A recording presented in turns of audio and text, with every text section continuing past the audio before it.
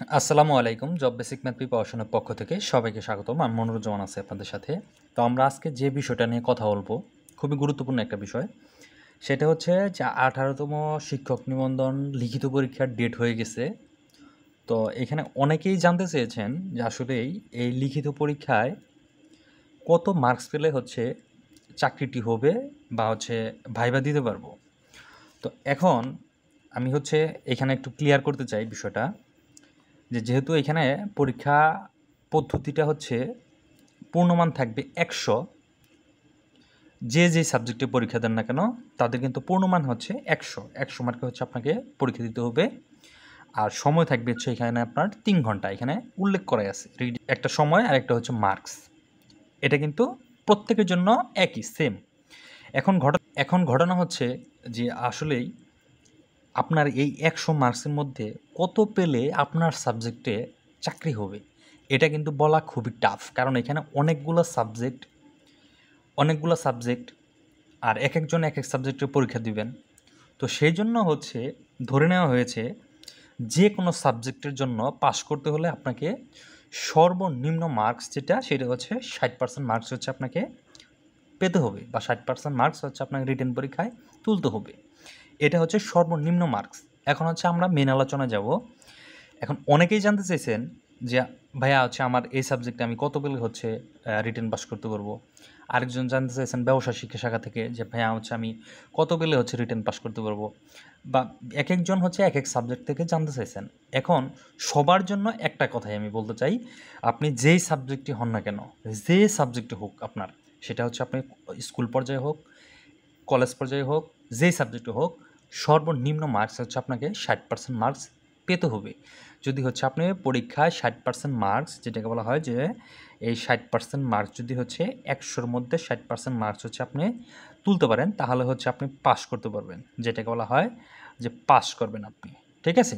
এখন পাস করলেন, ঠিক আছে, কিন্তু হচ্ছে আপনি ভাইবা দিতে পারবেন কি না সেটা হচ্ছে ডিপেন্ড করে ভাইবা যারা হচ্ছে নিবে বা যারা হচ্ছে খাতা দেখবে বা হচ্ছে এটা যারা নিয়ন্ত্রণ করে তাদের উপর ডিপেন্ড করে। এখন হচ্ছে আমরা আসি যে আসলেই তাহলে কি করার, এখানে করার কি? এইখানে করার হচ্ছে আমি এতটুকু বলতে চাই, ধরেন কিছু সাবজেক্ট রয়েছে, যেমন হচ্ছে বাংলা, বাংলা, যে যারা হচ্ছে বাংলাতে আছেন, তো তাদের দেখা গেছে যে এখানে যে মানে হচ্ছে যত পরিমাণ সিট থাকে ঠিক তার বিপরীতে তত পরিমাণে হচ্ছে স্টুডেন্ট থাকে, মানে পরীক্ষার্থী থাকে। ধরেন হচ্ছে বাংলা যদি 4000 সিট খালি থাকে, তো আপনার এর 4000-এর বিপরীতে যে স্টুডেন্ট সংখ্যা থাকবে, ধরেন হচ্ছে যে 4000-এর বিপরীতে আপনি পরীক্ষা দিলেন 80,000, তাহলে আপনি তো এখানে বুঝতেছেন যে আপনার হচ্ছে এই 4000-এর জন্য 80,000 যদি আপনি সারা বাংলাদেশ পরীক্ষা দেন, বা 80,000-এর বেশি দিলেন, ঠিক আছে, বা 80,000-ও দিলেন, তো এই যে 80,000 দিলেন, তাহলে এখানে আপনাকে বুঝতে হবে যে এখানে আসলে কম্পিটিশনটা কতটুকু হবে। তাহলে এখানে কিন্তু মোটামুটি ভালো একটা কম্পিটিশন হবে। ঠিক আছে? তো সেই জন্য হচ্ছে আপনাকে কিন্তু এই 60% মার্কস যদি হচ্ছে আপনি পান তখন, তাহলে কিন্তু আপনার চাকরিটা হবে না, বা হচ্ছে আপনি ভাইবা দিলেও চাকরি হয় কি না তার হচ্ছে নিশ্চয়তা নেই। তাহলে অবশ্যই এই 60কে টপকিয়ে এই 60 প্লাস করতে হবে। 60 প্লাস মানে কি? হয়তোবা 70% মার্কস পেতে হবে, না হলে আরও একটু বেশি মার্কস হচ্ছে আপনাকে পেতে হবে। তখন হচ্ছে আপনি এই 75 পাইলেন, বা হচ্ছে তার থেকে বেশি আপনাকে তোলা লাগতে পারে, সেটা হচ্ছে 80-তেও যেতে পারে, বা 80% মার্কস হচ্ছে আপনাকে উঠানোর প্রয়োজন হতে পারে যদি হচ্ছে আপনি চাকরি কনফার্ম করতে চান। তো এরকম হচ্ছে আরও কিছু সাবজেক্ট রয়েছে, যেমন হচ্ছে ব্যবসায় শিক্ষা শাখা। ব্যবসায় শিক্ষা শাখা আমরা জানি যারা হচ্ছে স্কুল পর্যায়ে পরীক্ষা দিবেন, এখানে কিন্তু 4টা বিষয়, যে 4টা বিষয় মিলা হচ্ছে আপনার পরীক্ষা হবে। আর এখানে কিন্তু এই যে 4টা বিষয়, যারা হচ্ছে অ্যাকাউন্টিং পড়ছেন, যেমন হচ্ছে অ্যাকাউন্টিং পড়ছেন, ফিন্যান্স পড়ছেন, তারপরে হচ্ছে মার্কেটিং পড়ছেন, তারপরে আছে হচ্ছে আপনার ম্যানেজমেন্ট পড়ছেন, যারা পড়ছেন এই যে 4টা সাবজেক্ট, এই 4টা সাবজেক্ট মিলে কিন্তু হচ্ছে আপনার স্কুল পর্যায়ে ব্যবসা শিক্ষা যারা আছেন তারা পরীক্ষা দিবেন। তো এইখানে ধরেন হচ্ছে এখানে কিন্তু সিট সংখ্যা খুব একটা আহামরি এত বেশি থাকে না। ধরেন হচ্ছে এখানে কিন্তু স্টুডেন্ট সংখ্যা অনেক, কিন্তু সিট সংখ্যা আপনার খুব একটা বেশি নাই। ধরেন হচ্ছে সারা বাংলাদেশ যে ধরে নিলাম হচ্ছে আমরা 1000 সিট আছে, তো কিন্তু এর বিপরীতে হচ্ছে আপনি পরীক্ষা দিবেন কমপক্ষে হচ্ছে সারা বাংলাদেশ দেখা গেছে যে 40,000। কত দিবেন? যে 40,000 ছেলেমেয়ে পরীক্ষা দিবে, তাহলে আপনি এখানে বুঝে নেন যে আপনার তাহলে এইখানে কম্পিটিশনটা কতটুকু হবে। তার মানে হচ্ছে আপনাকে এইখানে কিন্তু যে 80% বা 70% মার্কস যদি হচ্ছে আপনি তুলতে পারেন, তাহলে কিন্তু আপনি ভাইভা দিতে পারবেন বা ভাইভার জন্য হচ্ছে আপনি মনোনীত হতে পারেন।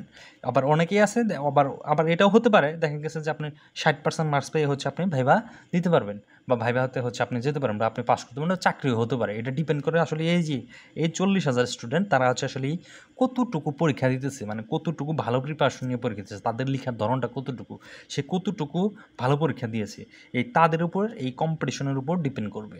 তো সেই জন্য হচ্ছে আমি বলতে চাই যে আপনি যে কোনো পরীক্ষা যে কোনো সাবজেক্ট হোক না কেন, এরকম অনেক সাবজেক্ট আছে যেটা উদাহরণ দিয়ে শেষ করা যাবে না। তো সেই জন্য সর্বনিম্ন ধরে নেওয়া হয়েছে যে আপনাকে কমপক্ষে 60% মার্কস হচ্ছে আপনাকে পেতে হবে যদি হচ্ছে আপনি ভাইভা দিতে চান।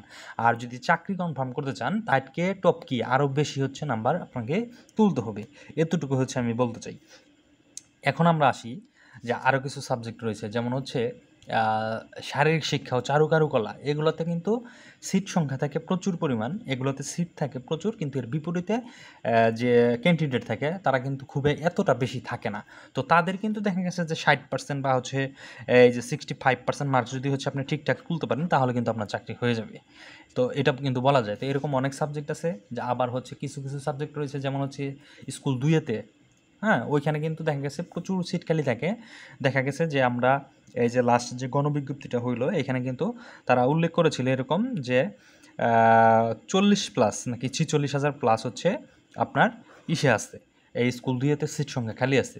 কিন্তু এইখানে কিন্তু আবেদন করার প্রার্থী খুবই কম, এখানে আবেদন করার প্রার্থী খুব কম বা পরীক্ষার্থী খুব কম হয়। তো এইখানে কিন্তু দেখা গেছে যে আপনাকে 80% মার্কস না পেলেও হচ্ছে আপনি চাকরি পেতে পারেন। তো এটা কিন্তু স্কুল 2-এর জন্য, এটা কিন্তু স্কুল 2-এতে যারা হচ্ছে এই যে সহকারী মৌলবি, হ্যাঁ, এটাতে আবেদন করেন তাদের জন্য কিন্তু এটা। আবার যারা হচ্ছে কলেজ পর্যায়ে রয়েছেন, যে কলেজ, এখানে কিন্তু কলেজ পর্যায়ের টিকাটা বেশি টাফ।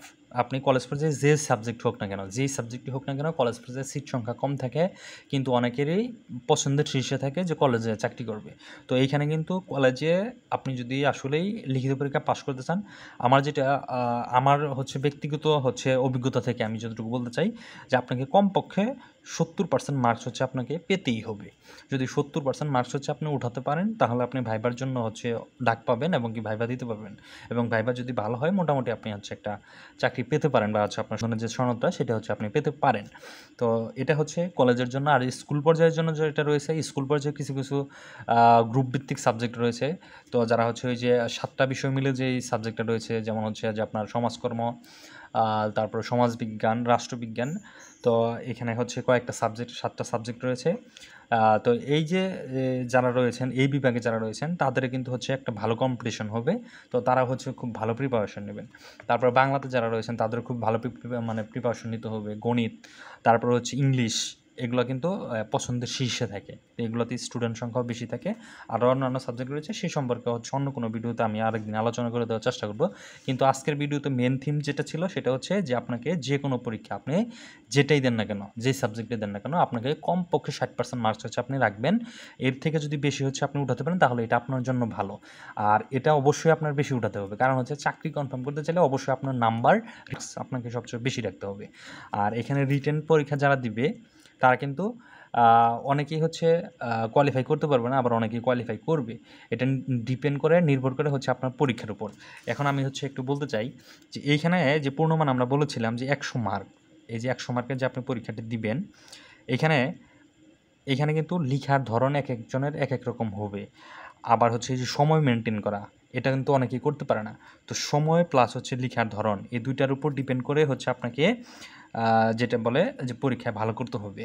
তো পরীক্ষায় কীভাবে ভালো করবেন বা হচ্ছে আপনি কীভাবে লিখতে হবে, সেই সম্পর্কে আমি অন্য ভিডিওতে আলোচনা করব। তো আজকের ভিডিওটা ছিল মেনলি এই যে আপনাকে যে কত মার্কস হচ্ছে আপনাকে পেতে হবে সেটা আমি বলে দেওয়ার চেষ্টা করলাম।